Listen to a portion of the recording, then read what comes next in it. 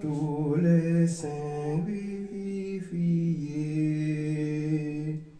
Jésus inspire le louange, plus belle que le chant des anges, plus belle que le chant des anges.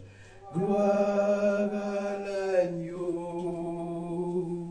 gloire à l'agneau, gloire à l'agneau sacrifié. C'est par lui qu'est justifié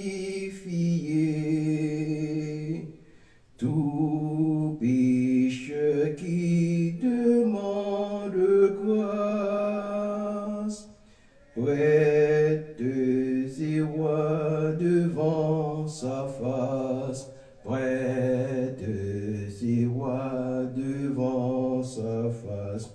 Gloire en l'agneau, chantons l'agneau, chantons l'agneau sacrifié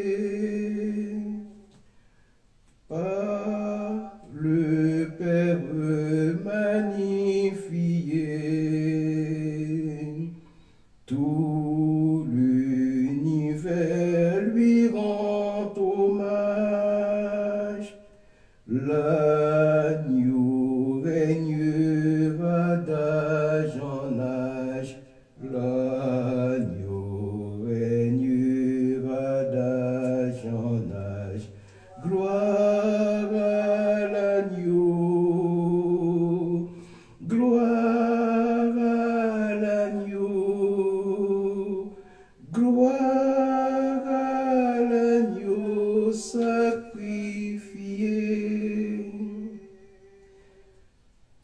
Par son esprit vivifié, je veux jusqu'à ma dernière heure chanter l'amour qui seul demeure, chanter l'amour qui seul demeure. Gloire à l'agneau, gloire à l'agneau, gloire à l'agneau sacrifié.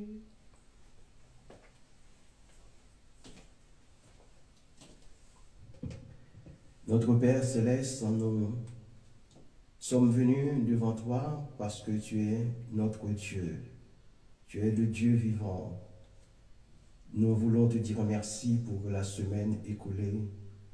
Nous voulons t'adorer, nous voulons être dans l'allégresse en sachant que tu es notre roi, en sachant que tu es notre Dieu, notre Père.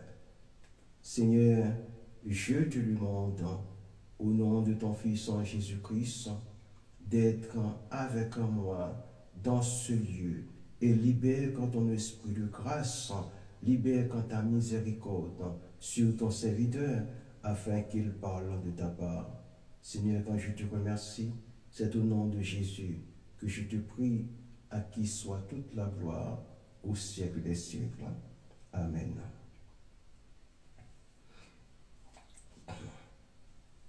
Chers amis, ce matin, nous allons faire un peu d'histoire. Un peu d'histoire. Nous allons parcourir les deux livres de rois.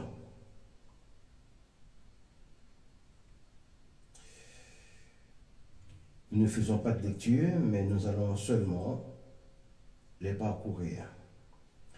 Les deux livres des rois rapportent l'apogée splendide du règne de Salomon et les sombres moments qui s'allongèrent à travers la période monarchique de l'histoire hébraïque.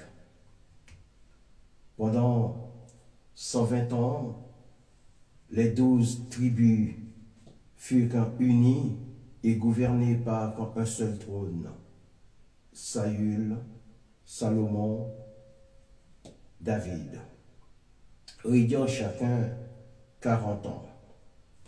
À la mort de Salomon, 10 tribus se détachèrent du trône de David pour s'ériger en royaume indépendant du nord.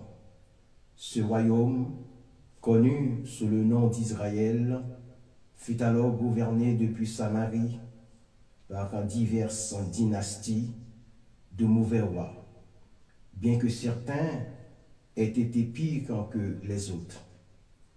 La tribu de Benjamin resta fidèle à Juda et au trône de David.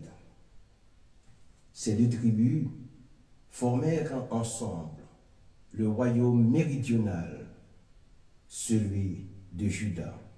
Ce royaume fut gouverné depuis Jérusalem par les héritiers et successeurs de David. Quelques-uns des rois de Juda furent bons, mais la plupart furent mauvais. Quand on fait l'analyse de 1 et 2 rois, qu'est-ce qu'il en résulte? Dans l'histoire biblique des rois de Juda et d'Israël, le récit passe tour à tour d'un royaume à l'autre.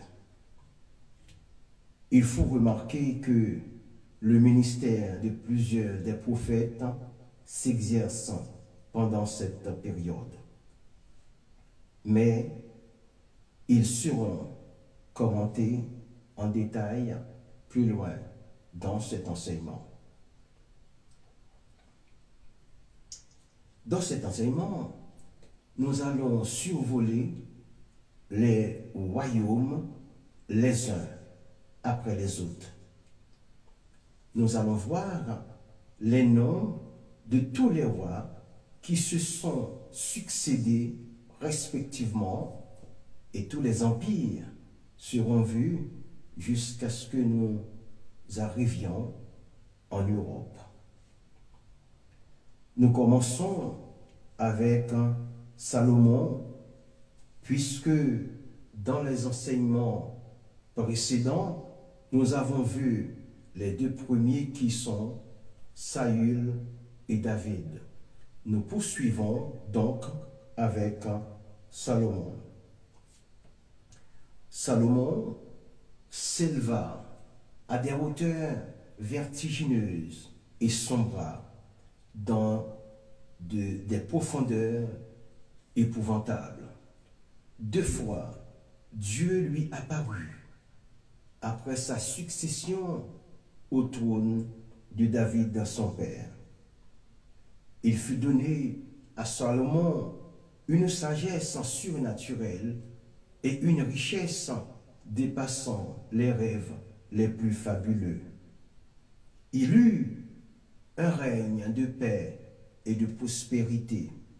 Son chef-d'œuvre fut la construction du temple de Jérusalem, un des plus magnifiques édifices religieux qu'il y ait jamais eu. Sa renommée atteignit les 4 coins du monde. En ce qui concerne sa sagesse surnaturelle, j'ai jugé bon de vous en faire part. C'est dans le premier livre des rois, au chapitre 3, versets 16 à 28, qu'est relaté l'un des cas détaillant son jugement suite à une impasse de délibération.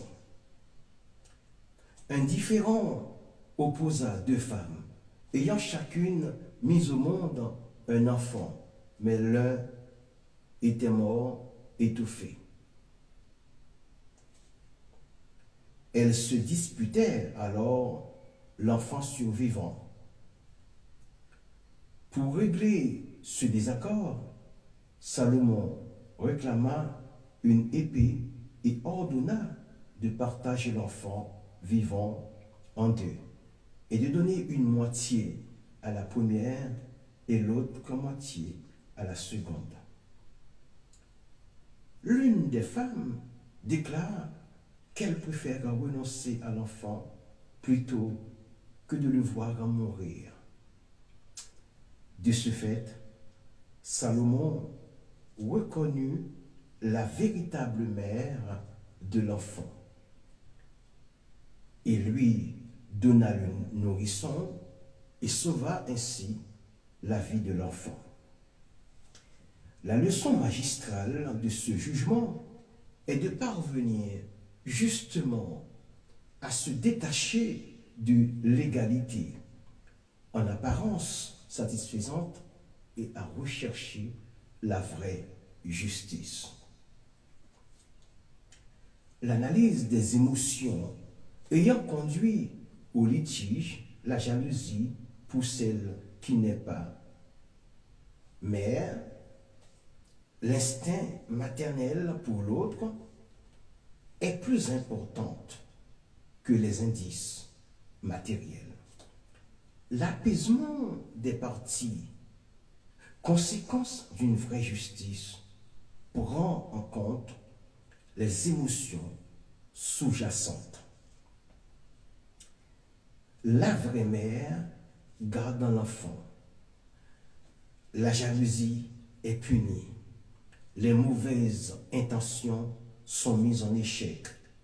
L'amour est récompensé.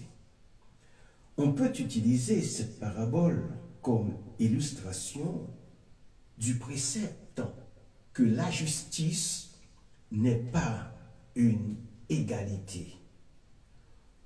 On voit ici le rôle de juge peint davantage comme l'expression d'une sagesse de l'homme que comme une expertise réglementaire. La faute suprême de Salomon résida dans ses mariages politiques pour affermir son royaume. Selon ses pensées, Salomon épousa de nombreuses femmes des nations voisines. Ces alliances furent désastreuses car quand ces femmes païennes amenèrent avec elles leur religion païenne. Dans sa vieillesse, Salomon abandonna l'Éternel pour servir les idoles importées par ces femmes. Il permit ainsi à l'idolâtrie de s'introduire à nouveau en Israël et, à cause de ce péché, l'unité de son royaume fut rompue. À la mort de Salomon, son fils Roboam agit follement et amena à son comble le ressentiment caché des autres tribus à l'égard de celle de Juda. Voyons tout d'abord le royaume du Nord. Le premier roi du royaume du Nord fut Jéroboam, qui est généralement appelé le fils de Nébat, qui fit pécher Israël. Autrefois officier de Salomon et d'esprit frondeur, Jéroboam fut le champion naturel des tribus révoltées. Son premier acte, lors de sa proclamation comme roi par les 10 tribus d'Israël, fut de rompre toute attache religieuse avec Jérusalem. Croyant que les pèlerinages annuels du peuple d'Israël à Jérusalem ne minent son autorité, Jéroboam introduisit une innovation. Il érigea un veau d'or à Bethel et un autre à Dan, donnant comme instruction au peuple de les adorer. Il institua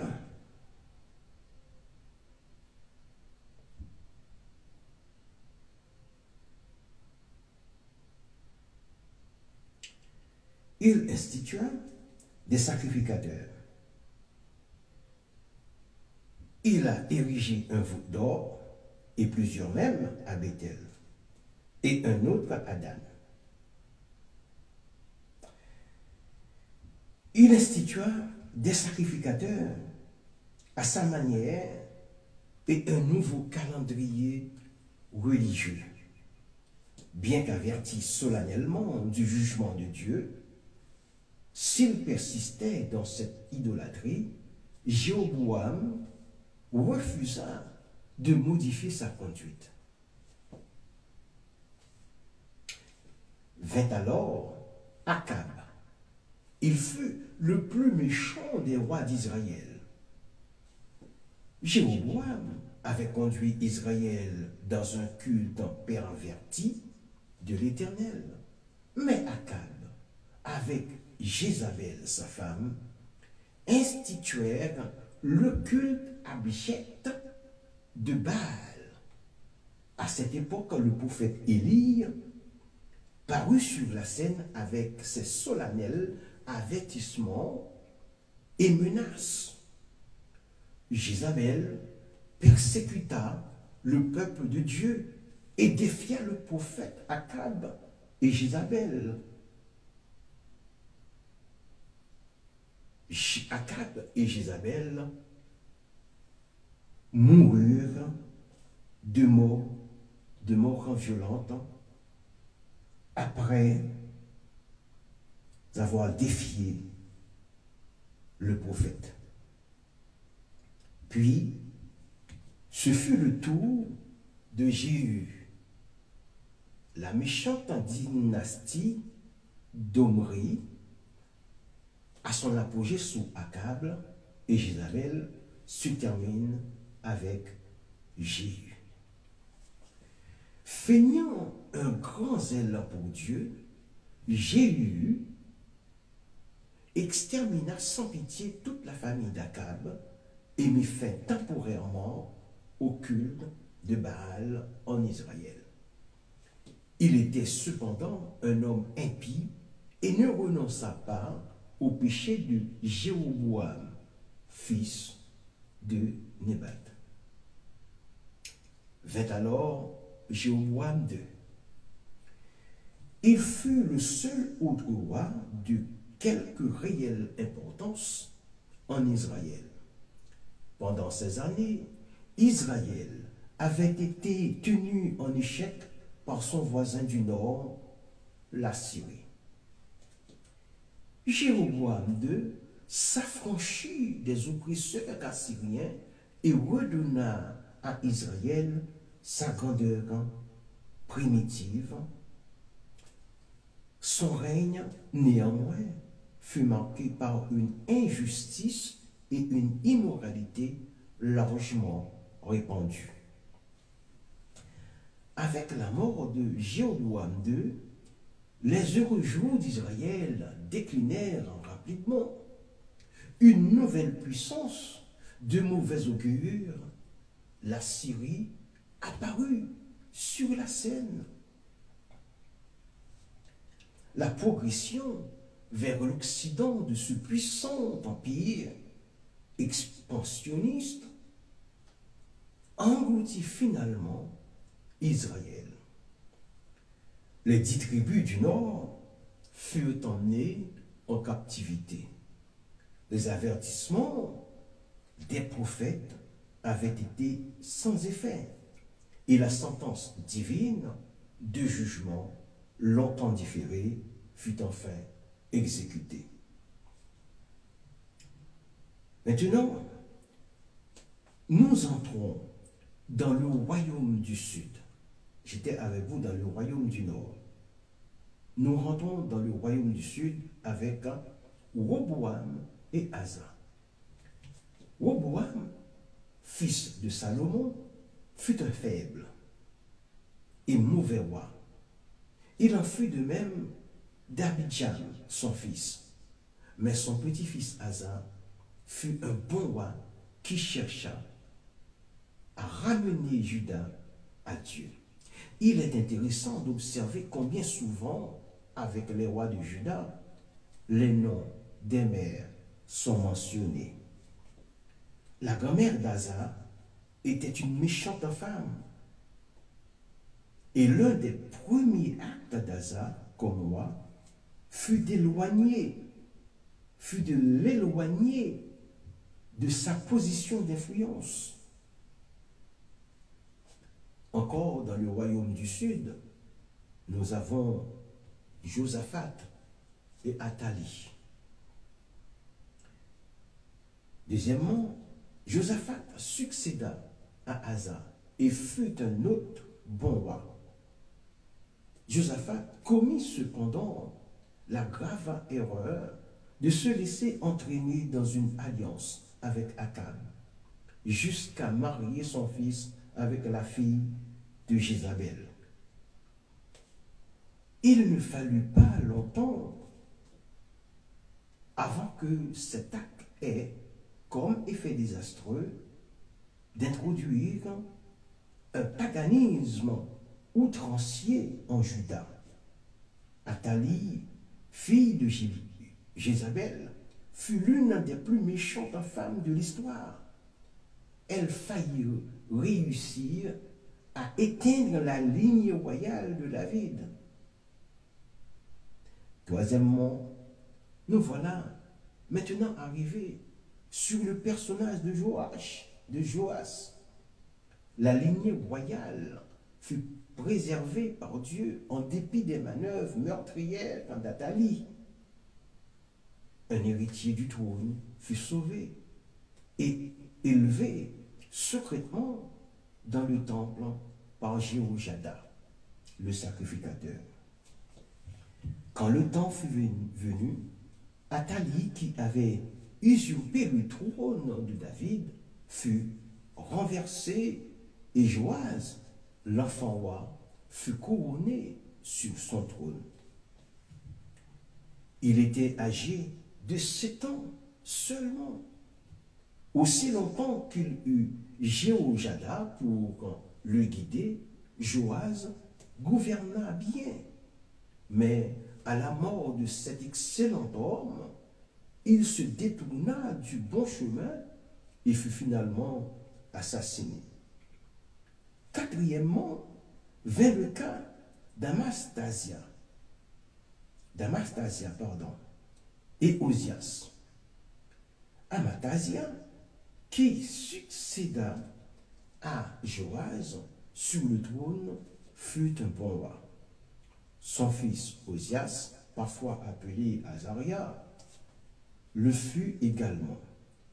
Osias régna 52 ans avec impuissance.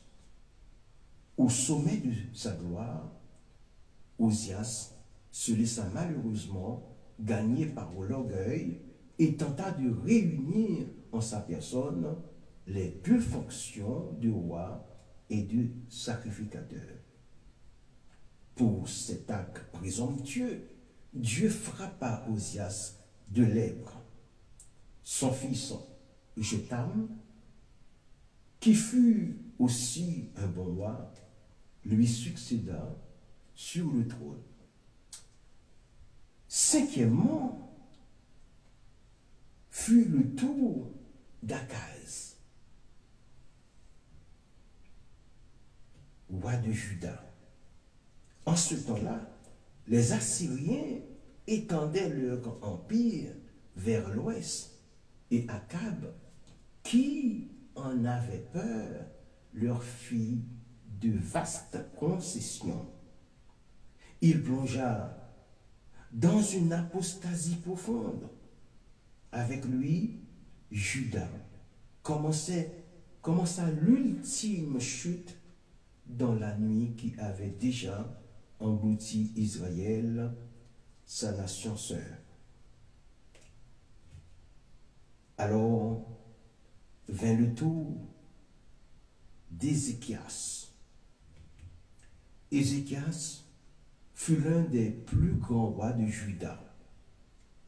Guidé par Ésaïe, il résista avec succès aux Assyriens, desquels son père avait si peur. Dieu donna à Juda une miraculeuse délivrance des mains de son ennemi. Ézéchias procéda à de grandes réformes religieuses, mais toutes ces excellentes mesures furent bientôt balayées par son fils Manassé. Qu'en est-il de Manassé et de Josias? De tous les rois de Juda, Manassé eut le règne le plus long. En se plongeant dans l'idolâtrie, il fut l'un des pires rois de Juda. Il couvrit la nation de honte et entraîna son peuple dans les pratiques les plus viles. À la fin, il fut emmené captif par les Assyriens. Il se repentit de ses péchés, il fut pardonné par Dieu et restauré sur le trône. Son fils Amon fut aussi méchant que Manassé l'avait été. Mais le petit-fils de Manassé, Josias, fut à la tête du dernier des réveils religieux avant que tombât la nuit. Cependant, il était trop tard. Les efforts inlassables de ce noble roi ne trouvèrent aucune réponse profonde dans les cœurs des princes ou du peuple. Après la mort de Josias, se succédèrent 4 rois, tous mauvais, assujettis de plus en plus à la puissance de Babylone. Le naufrage final de Juda est à prendre en compte. Les derniers jours de Juda furent caractérisés par des intrigues internationales.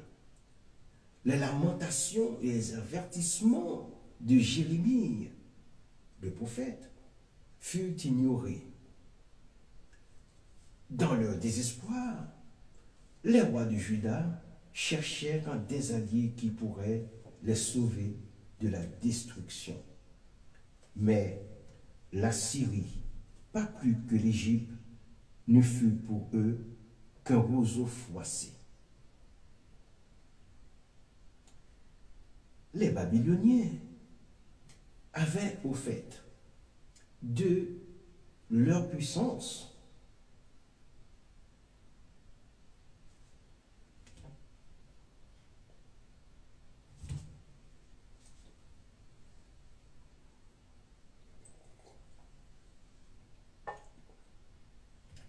les Babyloniens arrivaient au fait de leur puissance en 605 avant Jésus-Christ eut lieu la première invasion et une autre a suivi au commencement de l'an 597. Nebuchadnezzar, le roi de Babylone, installa Sédécias comme roi fantoche et se retira de la scène, ignorant volontairement Jérémie et n'écoutant en échange que des mauvais conseils. Sédécias se rébella contre son maître. Nebuchadnezzar revint pour mettre à sec Jérusalem, brûla le temple en 586 avant Jésus-Christ, déporta la majeure partie de la population de Juda à Babylone et mit ainsi fin à la monarchie. Les temps des nations. Luc, chapitre 21, verset 24, était commencé. Depuis ce moment-là, Jérusalem a été presque entièrement soumise au contrôle des nations non juives. Et il le restera jusqu'à ce que Jésus vienne pour régner. Je viens de vous énumérer les différents rois des royaumes d'Israël et de Juda, en soulignant le comportement de ceux qui étaient bons et ceux qui étaient mauvais. De prime abord, il faut savoir que les autorités sont instituées par Dieu selon Romains 13, verset 2. Et nous regardons les empires. L'histoire d'Israël ne peut être bien comprise sans quelques connaissances des empires mondiaux qui l'ont bien entendu entouré. La famille devint une nation en Égypte. Le royaume du Nord fut en ces dernières années sous la menace constante de la Syrie. Cette nation cruelle était une terreur pour tous ses voisins et finalement, Juda aussi eut à goûter à la servitude. Enfin, les Perses succédèrent à l'empire de Babylone et par eux, la captivité prit fin. Plus tard, les Perses s'effondrèrent devant les Grecs, conduits par Alexandre le Grand. Puis, à leur tour, les Romains se rendirent maîtres du monde ancien, bien connu. Enfin, il nous faut souligner les actions des bons rois. Être un bon leader ne signifie pas être un bon dans tous les domaines. Les bons ont aussi leurs failles. Dans l'histoire des rois d'Israël et de Juda, il est démontré que les actions de ceux de Juda ont été plus louables comme étant de bonnes actions. Il est à noter les rois du Sud, Asa, celle du roi Josaphat, celle du roi Jotam, à commencer par Asa. Asa fut le troisième roi de Juda. Quelles furent ses bonnes actions? La plus connue est celle de détruire les idoles et de déposséder la reine-mère, car il fut le fils du roi Abijah, selon 1 roi 15, 8, 10. Il fit réparer le temple et fit alliance avec l'Éternel. Son règne fut paisible. Mais il n'était pas sans reproche, car il fut mettre à mort le prophète Anani et opprima le peuple, selon 2 Chroniques, chapitre 16, versets 7 à 10. Le prophète Anani lui reprocha de s'être allié avec le roi de Syrie, au lieu de s'appuyer sur l'Éternel. Dieu est un Dieu jaloux, qui n'aime pas voir quand ses enfants se liguent avec ceux qui ne sont pas les siens. Josaphat, 4e roi de Juda, son royaume était fortifié.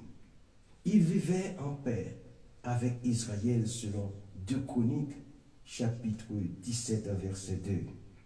En vérité, il n'y a pas de plus belle chose dont un pays a besoin que de vivre dans la paix.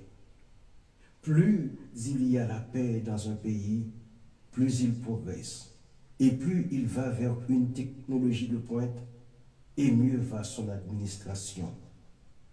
Car un pays en tumulte constant s'appauvrit. Enfin, Jotham, 10e roi de Juda. Son bon règne est mentionné dans 2 Rois, chapitre 15, verset 5 et verset 33. Sa piété et sa prospérité au verset 34.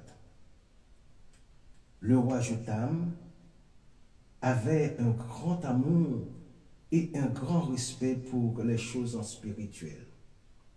Il a hérité de son père toutes les qualités requises pour mener à bien son règne. Qu'il est bon d'être administré par des gouvernements justes et équitables, comme fut le cas de Jotham et de son père Osias. Bon gouvernement ne veut pas dire gouvernement laxiste, mais des administrateurs agissant correctement en fonction des ministères qui leur sont confiés avec des rôles qui s'y attachent. Enfin, la piété est très rare de nos jours. Qu'il me soit permis, par le Saint-Esprit, de terminer avec quelques versets de 2 Pierre, chapitre 1er, chapitre 1er, de 2 Pierre, 2 Pierre 1. 2 Pierre 1. Simon Pierre, serviteur et apôtre de Jésus-Christ, à ceux qui ont reçu en partage une foi du même prix que la nôtre, par la justice de notre Dieu et du Sauveur Jésus-Christ, que la grâce, la paix vous soient multipliées par la connaissance de Dieu et de Jésus, notre Seigneur.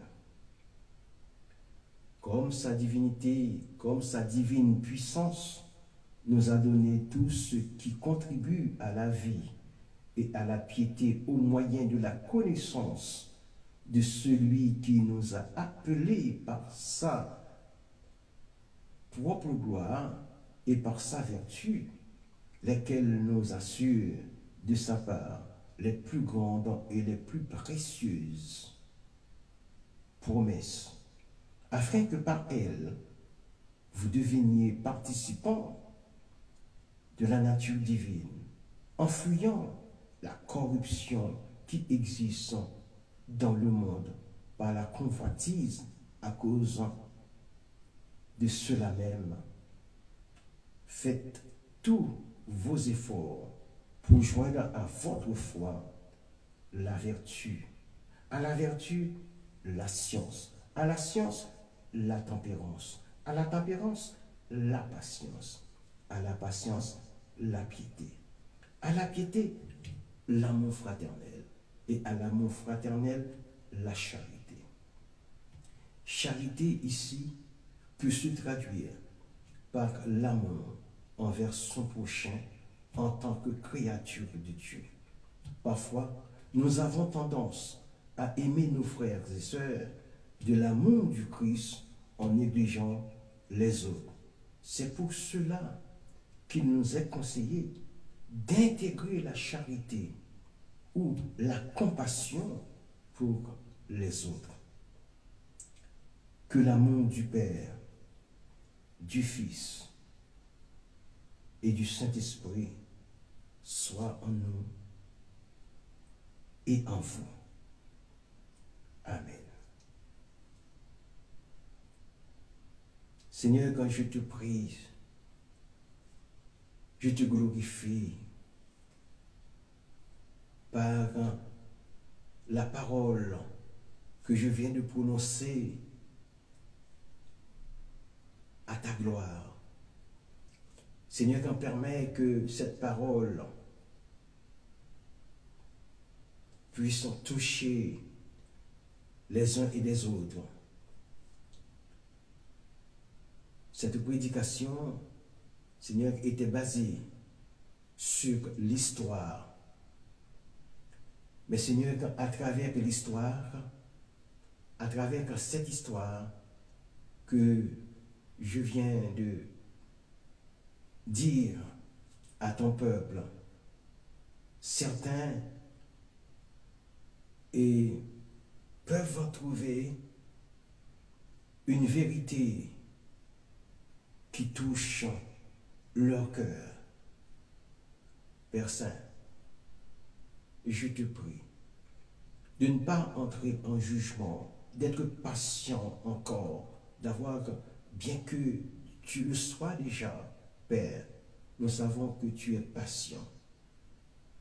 Mais nous te demandons, je te demande, Père, d'user ta miséricorde en faveur de ceux qui demeurent encore rebelles, qui sont encore captifs du péché. Père, agis au nom de ton Fils Jésus-Christ, à qui soit la gloire au siècle des siècles. Amen. Que Dieu vous bénisse et à bientôt, j'espère. Bye bye.